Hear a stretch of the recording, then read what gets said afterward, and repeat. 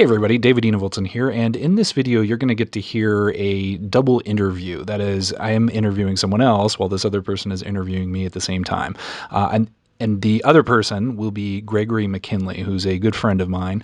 He is in my mastermind, which is, if you don't know what that is, it's a group of people that get together and basically review problems together, work on success-oriented ideas together, and basically do things to kind of push you forward.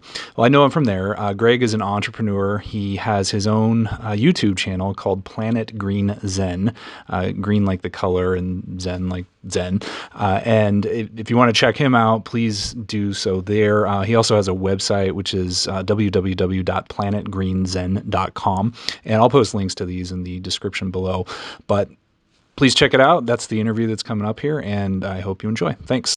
How are you, sir? Here we are. I'm doing well. How are you doing, sir? I am good, sir. That's good. Are we going to just say sir a lot through this whole thing? Well, let's do introduction. So my name is David Enevoldsen, for anybody that is not familiar with me, and you are? Gregory McKinley. And today we're going to be doing a joint interview. So this should be a little interesting because I've never done this format before. So we're going to, I guess, bounce back and forth. I'm going to interview Greg, and Greg is going to interview me. Yes. Do you want to start this? Okay, so, Mr. David. Yes, sir. So how did you actually get to where you are today as far as the success you've created? What are some challenges that you face just getting to where you are today? Oh my gosh.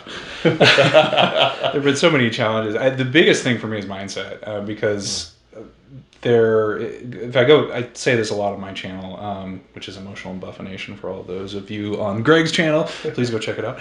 But one of the things, I went through this kind of traumatic period in my life where I just felt like the whole world was caving in on me. I was going through a divorce. I had a terrible relationship with my kids. I had a failing business. Everything was just kind of a disaster, and it felt like it always had been. I remember there was a period where I thought that it was really weird to me that I would have a period where I didn't have some sort of suicidal ideations in my mind.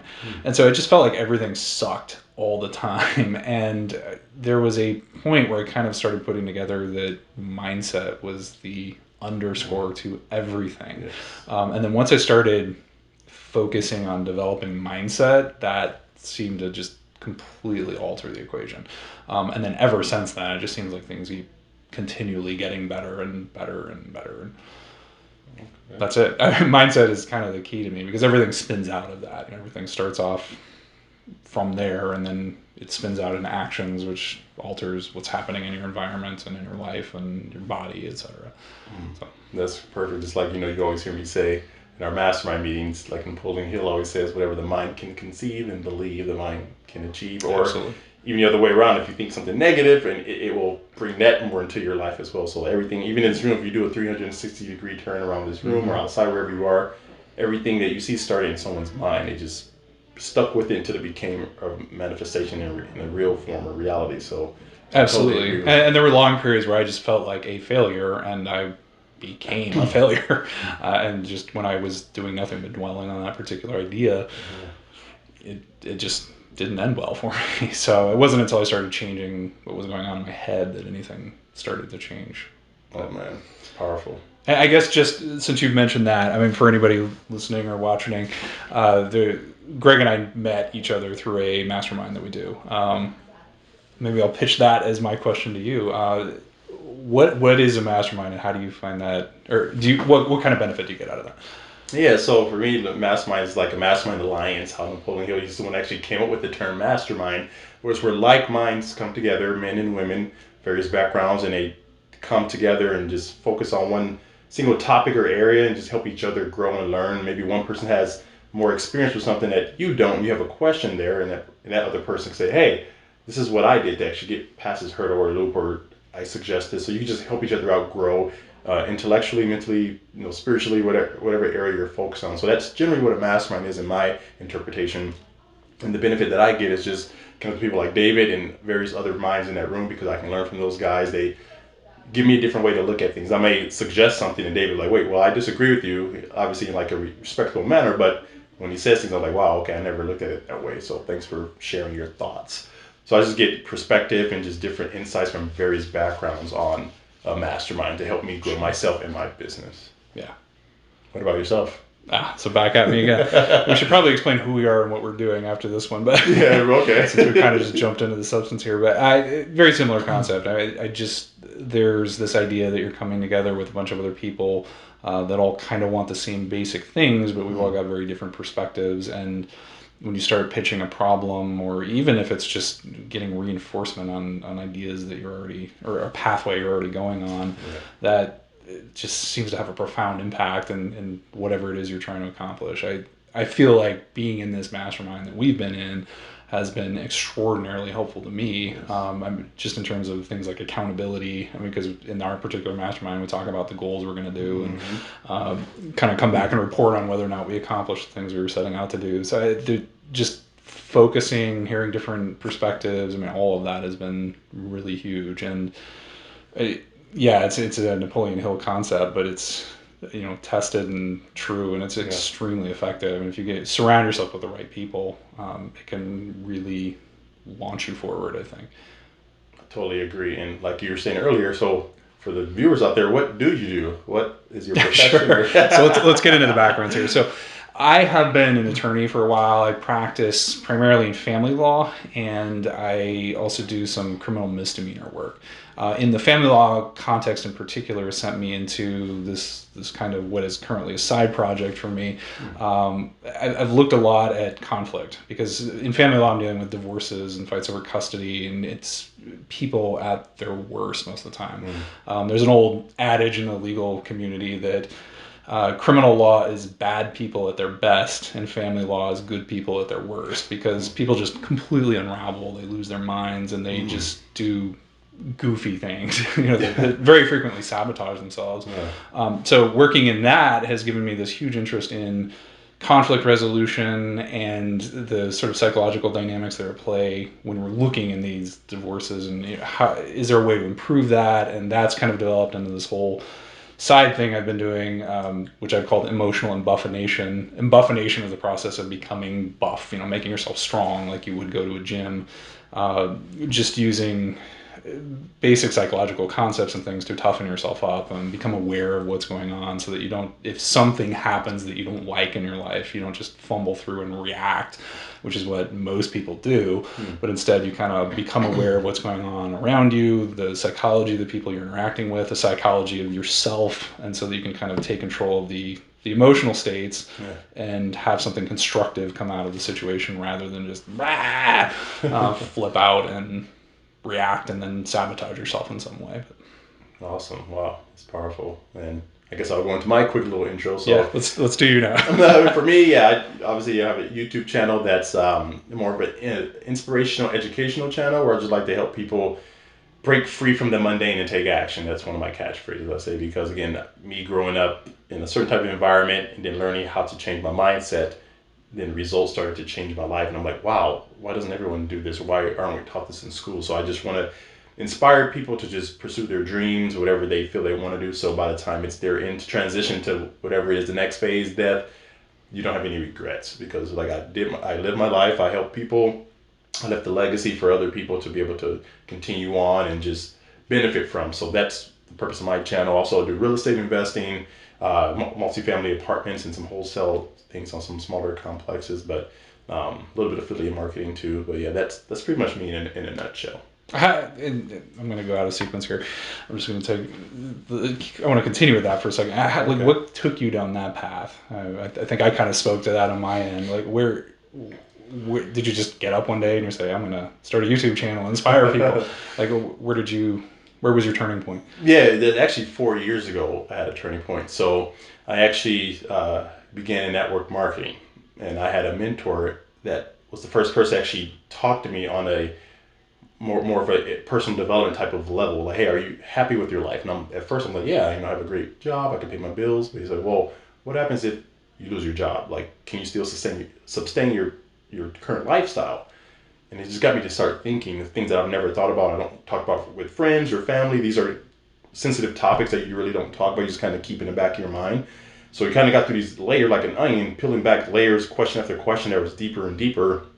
And then he had me read a book by Robert Kiyosaki. It wasn't Rich Dad Poor Dad, but it was the concepts of Rich Dad Poor Dad, the cash flow quadrants, and that has some like network marketing in the book. But the first half of the book is what it got the light to switch 4 years ago. And then as I started to like work on that and I, transition to where I am now, then I said, you know what? More people need to actually know that they can accomplish whatever they want, because a lot of people just don't know. They were never taught this. Their environments doesn't promote this type of thinking. It's more just like suppressed or like negative, or just, hey, this is what you were born into. This is the cards you were dealt, so you have to just play with these cards, when there's another whole deck that you can actually go find. So that's what got me to start my channel, just to inspire people. Even if it's one person that watches the channel and they say, you know what, by me watching your channel, I started my own business, or I started, to work out and I lost 100 pounds, or whatever it is. Just because I have had a few people reach out to me just to thank me for some inspiration I post, whether it's just quotes or videos, and I'm like, wow, that's pretty much what it's for. And it made me feel so good. It's like beyond what even money can do. Interesting. So that's what got me to do that. It started 4 years ago, and then a couple years into that, I said other people need to actually wake up and unplug from the matrix and pursue their dreams and happiness. So that's what got me to do that. And I hear you say that. I'm sorry. I feel like I'll give you the reins right back after this. I feel like I'm. No, that was it. That was it. No, that's a phrase you say all the time. I know from having interacted with you. The unplug from the matrix. What do you mean by that? So what I mean by that is, so if you guys don't know, actually the Matrix movie, if you kind of research the directors, that was actually a documentary on the average person's life. Again, just like a maybe 1 minute explanation of it. So again, if you guys remember at least part one, part 2 and 3, I can't speak to, but part 1. If you remember, see part 2 and 3. I did see them, but as far as more of like the meaning was in part 1. I think the 2 and 3 is more just like monetizing for like franchise, because they made so much money. But if you think about it, guys, so this is what happened. Neo, if you remember the opening of the movie, he was just in like a mundane office job, just sitting there. And he knew he wanted more in life, but he just didn't know what to do or didn't know how to pursue it. He just had this thought in the back of his head, like there has to be more to this. He gets a call from Morpheus, goes to his journey. Then once he connects with Morpheus, he gave him a choice. So you have the blue or red pill. And one pill would pretty much take you on this journey that you can't really go back to your mundane life. You have to keep pursuing this unknown, this uncomfort, this fear, but it leads you to greatness. Or you take the other pill, you just forget this and just go back to your mundane life. So he chose to take the pill that actually unplugged him from the matrix, in a sense, because most people are plugged into this computerized system in a movie, and they have no idea they are. And they're just living this life thinking they, work, pay bills, and they just die and just do this whole mundane life without actually pursuing greatness. So they're all plugged into this giant simulation. They're all plugged into the simulation. They think is reality. Exactly, but it's really not. So then when you unplug, and you remember he woke up from like that incubator, and these machines were coming and taking humans and using them as batteries. So, and for me, my interpretation is that when you do something that you don't like, whether if it's a job or anything, you are literally having your life sucked out of you until you just are not usable anymore. Then you get replaced by a younger, cheaper model. So that's the interpretation I took from the movie, to where so he unplugged me. You have to fight to actually unplug other people, because so their minds are so deeply ingrained into that system that they fight to keep it in there. I actually had the experience with a couple of people recently that, we just started talking about a few things that I brought up, and they were just so defensive about like, no, I didn't even get a chance to explain anything. People are so protective of their misery. Yeah, exactly. You don't even know what I'm trying to explain to you. You don't even give me a chance. So that's why when I say you get unplugged from the matrix, you actually, instead of walking through the world with this neural tunnel vision, your eyes and mind open, you can really see clearly, and you're refreshed and you're happy and you're energized. And that's why I say people who are on this journey, like, well, you guys have been brainwashed by a cult. And when people say that to me, I say, yeah, I have been brainwashed. I had to wash my brain of all the gunk that's been built up for decades that I was taught that was not accurate. And I had to reprogram that. So yes, I did wash my brain. So that's pretty much what I mean when I say unplug from the matrix in a nutshell. Thank you for that explanation. I just want to make sure it was clear for everybody. All right, I'll give it back to you. No, that's it. Let's see. To ask me a question. Okay, so yeah, so we could probably just turn this into a conversation. Too, right? Yeah, seriously. So again, for the viewers out there who's watching this, before we go to that, maybe I could just comment on something you said there. Maybe we can just turn this into more of a kind of free flow conversation kind of thing. So you talked about or we got on that topic of people being protective and defensive of kind of limited thinking or poverty mindset. Yes. Their misery. I've had that experience quite a few times. And I did a recent video on cell phones because I strongly believe that people just get really hooked on cell phones and can use them in extremely unproductive and negative ways. And don't get me wrong, there's a lot of power in cell phones. I think they're an amazing technology and they can do lots of things, but there's also things that can start pulling you away from interactions with family members. It can, suck up your time in completely unproductive ways, and there's a lot of negatives about it. And I think it's really the way they're designed just can pull you in. There was a period in my life where I was just, and I elaborate on this in the video, where I would spend up to an hour before I'd go to sleep just sitting there playing stupid games that were like solitaire-esque, and I was just burning time. And worse, I was making it really difficult for myself to go to sleep because that was the last thing I was doing before going to sleep. Anyway, I did a speech on this recently where I was talking about all the problems with cell phones and kind of my own efforts to get cell phones out of my system. And afterwards, I had several people come up to me and they were super defensive about their cell phone use. And they were like, well, you don't understand. It's okay to just have a few games. And like they were super like upset with me and wanted to really defend this idea that they should be able to have this cell phone addiction and they should be able to use it. And I was like, whoa, calm down. So it just seems to go kind of in line with what you were talking about a second ago, where people get defensive. We get trapped into these modes where we just want to, we're used to it, whatever it is, and then we don't want to change. And I actually just read today this whole thing. It was a quote from Hanel, who did the Master Key system. Okay. It's a book from Napoleon Hill's era, and it has, there was a quote in there that I read, which, if I'm saying it correctly, was, life is growth and growth is change, which struck me because we have this tendency to not want to change. When we're presented with something, we get comfortable in a certain way and we just don't want to get out of that little box that we're in because it feels scary. And the problem is then we're inhibiting our own growth. And so a lot of times we get into these modes where we need to continue to change, or we get so used to something it starts to become mundane or boring, or your hamster wheel matrix, whatever, however you want to characterize it. Sure. But if you're not pushing yourself out of your comfort zone in some way, you just start to stagnate, and that's not life. So it's very true. I forget the name of the monk that said it, but I heard him say a quote is, he said, "Don't go through life, grow through life." Yeah. And I was like, wow, that makes sense. Because people get so comfortable into that. Another way I like to describe it is, like if you think about a straight line, people just kind of go through this mundane life like a straight line. And then if you don't have challenges to growth, those are like the squiggles and bumps. I said, if you hook up your heart to a monitor and it has bumps and squiggles, you're living. But if it's a straight line, what does that mean? You're not living anymore. Yeah. I just thought of that like a while ago. But yeah, it's, in order to be able to grow and appreciate the good, you have to go through like the hardships and the uncomfort. And again, it's like, to me, that balance, that yin yang balance, light, dark, sun, moon, whatever, how you want to describe it. But you have to, in order to appreciate the great, you have to go through your personal journey of challenges and uncomfort, so you can, when you get there, you're like, wow, I am a better person. My mind is upgraded, my spirit, my body, whatever it is that, however you want to describe it, but you become a better version of yourself when you go through that journey. If you just kind of jump from here to here, you're not on the right frequency to be able to accept that abundance. That's why a lot of people who win the lottery instantly, they lose it within 2 years, because they're not on that level to where they can accept that type of abundance. And they don't have the right mindset to begin with. Exactly, right mind. And it goes back to mindset, like David was saying in the beginning, mindset. So yeah. Well, have you ever played the game Cash Flow? No, funny thing, I have not. However, I actually have a investor group through WhatsApp, and that just came up yesterday. Hey, let's do either the online version and schedule it in person. Yeah. So I haven't played it personally yet, but I'm going to. Well, in the game, so the basic idea, it's another Kiyosaki product. It's one of the original Kiyosaki products.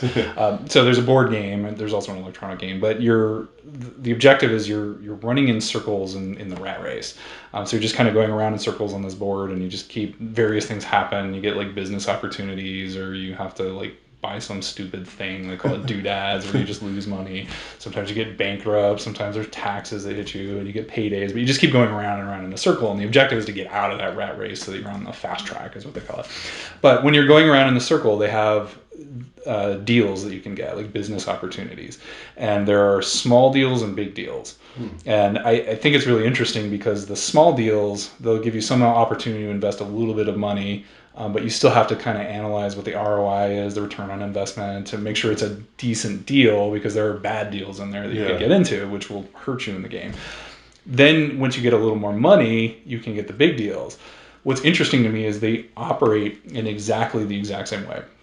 So the basic mechanics that you're looking at when you're trying to determine is this a good deal or not are identical. It's just you've got more money involved. Mm-hmm. So it strikes me the same with the lottery situation. If you got somebody that's doesn't know how to manage their money, has a complete screwed up mindset, and then you just hand them a bunch of money, they're going to take that same mindset that they had in their screwed up state that was limited, that put them in a position where they didn't have money to begin with, and then all of a sudden they're going to have a lot of money that they're just going to mismanage and waste and suddenly be right back where they started. So yeah, I 100% agree with that. Yeah, that brings me to two different, I think, quotes or quotes, or comments that I remember hearing. One, I think, was from Jim Rohn. He said, if you take all the money in the world and divide it up evenly amongst everyone, it will eventually end up back in the same hands. Yeah, that's interesting. You're right. When someone gets a lot of money, like, money doesn't corrupt people or make you evil, it just enhances the character that you are. So if you get a lot of money, you're already a bad person, is going to enhance that even more. But if you're a good, genuine person, you get a lot of money, it'll just enhance what you already are. Mm-hmm. So those were like kind of, wow, made me think when I heard those before. Greg's the quote master. He's always got a quote for everything. Well, maybe I can throw another question at you. Where do you see yourself going long term? Long term? It's a good question. So long term, I see myself investing in other people's businesses that actually have something to do with helping the entire world. That's either whether it's an invention or a fund or a charity, investing in those businesses, also traveling the world, even helping construct, whether other people in other countries need schools or facilities, things like that, to help teach them how to fish, so then they can take that knowledge and actually keep producing and duplicating that. Mm-hmm. Doing that stuff. I have an invention that I have in my mind that I want to get out physically. It's like a security device that will help people in their homes and businesses. So that's something else. I have an invention that I eventually want to get out. So again, and then obviously, to travel the world, enjoy all the foods and the sceneries that this world has to offer that a lot of people don't really get to experience. Mm-hmm. So that's where I see myself long term, helping other people, investing in businesses that actually are doing something to help the world, and then just giving back the abundance that I accumulated, an overabundance, to be able to give that back and each one teach one. Cool. And that's a great question. And what do you see yourself in 2, 3, 4, 5 years? Well, I want to expand this project, the Emotional Embuffination project, quite a bit. Okay. That's kind of within my 5-year outline. That's kind of where I am, is just expanding this. I want to get some basic messages out there about making people. I just want to make people more aware of their kind of emotional states and the emotional reactiveness, and kind of find ways for people to temper some of that, so that they can not just react, but kind of take control of situations in their lives that they don't like, which in turn just makes everything way better.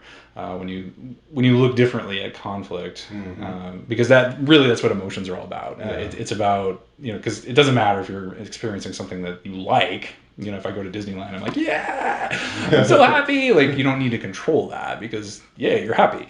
It's when something happens in our lives that we don't like, we don't want this thing to happen. That's when we start reacting negatively. That's when we feel like garbage. And so it's those situations when we're dealing with that kind of conflict, that to me is where people need to start learning how to deal with it, how to deal with the situation, how to deal with their emotions, that kind of thing. So I have a number of things that I want to do related to that project. I'm about to publish a journal, which is already all printed. I'm just gotta kind of shift it into the online arena. I've got a book that I've just written on this topic. I've got to get that into test reading. I'm just finishing up some editing on that right now. Okay. I want to start up with a online course that I've started the outline on that. Okay. So there's a lot of projects kind of built out of the same basic concept, I guess. And so within the 5-year mark, my vision is sort of just building that out more and more. Okay, awesome. And then just for the people listening out there, again, you see the different things that David and myself, we have, dreams to accomplish, and then we're not just saying, well, that's not realistic, or I don't have time for that. Find time to, replace things of lesser value with things of greater value. I actually got that from Bob Proctor, which is one of my inspirational guys. And a lot of people out there, He's okay.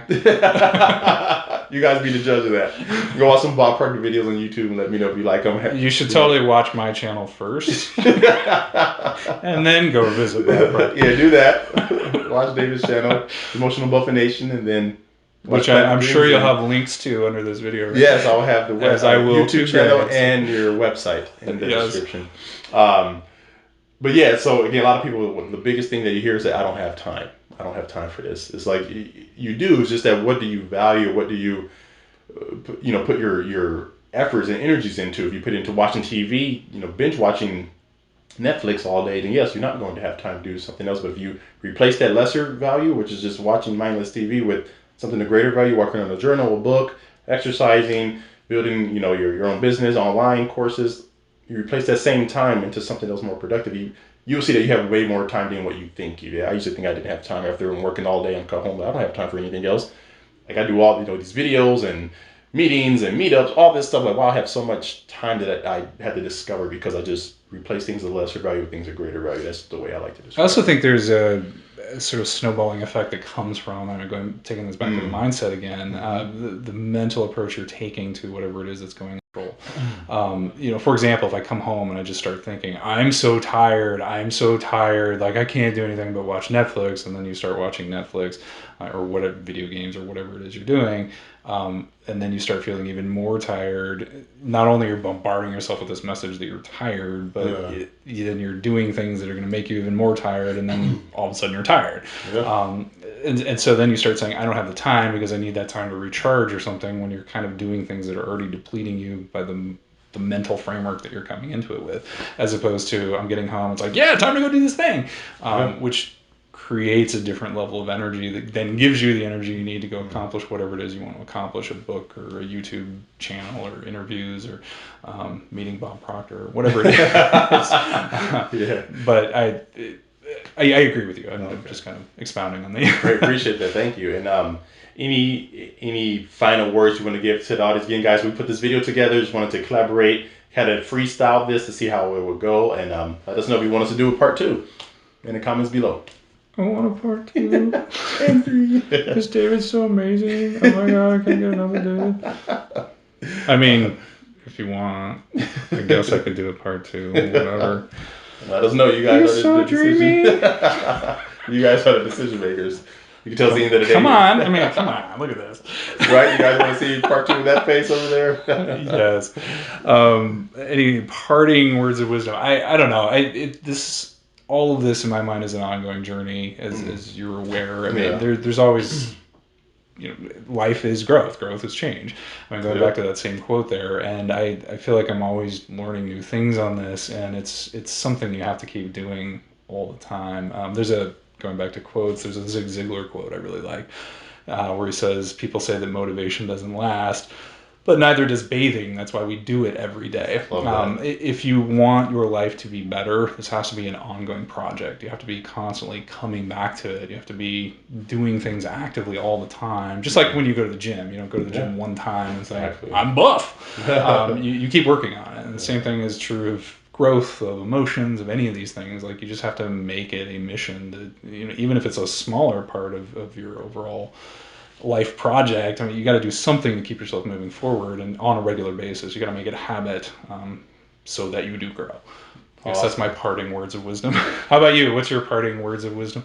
My parting words would be, just don't let fear paralyze you from accomplishing your dreams and goals. You got to break through that terror barrier, push through the resistance like a rocket ship that's going to space. Because think about it, the rocket ship takes millions of gallons of thrust to lift up, and the gravity is trying to hold it down, but then it pushes through the atmosphere, and once it goes to space, you can just do one little spark or thrust, and it can go forever in the direction. It takes less effort, minimum effort. So once you get through that resistance, in the beginning it's hard, and it seems like you're literally 3 feet from gold. If you guys don't know that story, I've explained it in many different videos before, but that's my parting words. So don't let fear hold you back. Yes. By Napoleon Hill, which if you haven't read it, you should totally read it. Yes, read that book.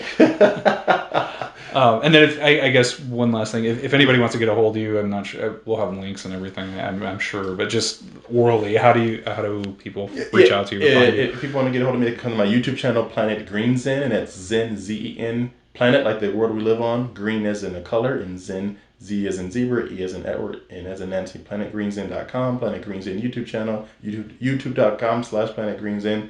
You can get it, contact me either one of those ways is fine. And yourself, sir. If you want to get me, I am at Emotional Embuffination is my YouTube channel, which again, I'm sure there'll be links for this. My website is, you can go to either of emotionalembuffination.com or just embuffination, which is much easier to type out, .com. And, I've got links to the YouTube channel there, and there's various blogs, there's other resources. I'll have the journal available on there. So there's lots of stuff there. So check it out, embuffination.com. If you guys can't spell it, don't worry. I'll just have a link. You just click on it. It takes you right to it. It's a weird word of my own creation, but once you're spending lots of time there, you'll know it. Yes. Well, thank you, sir. This was a great... Yeah, thank you. I appreciate it. Yeah, Thanks no for your problem. time. So you guys have a great day, and we'll talk to you soon.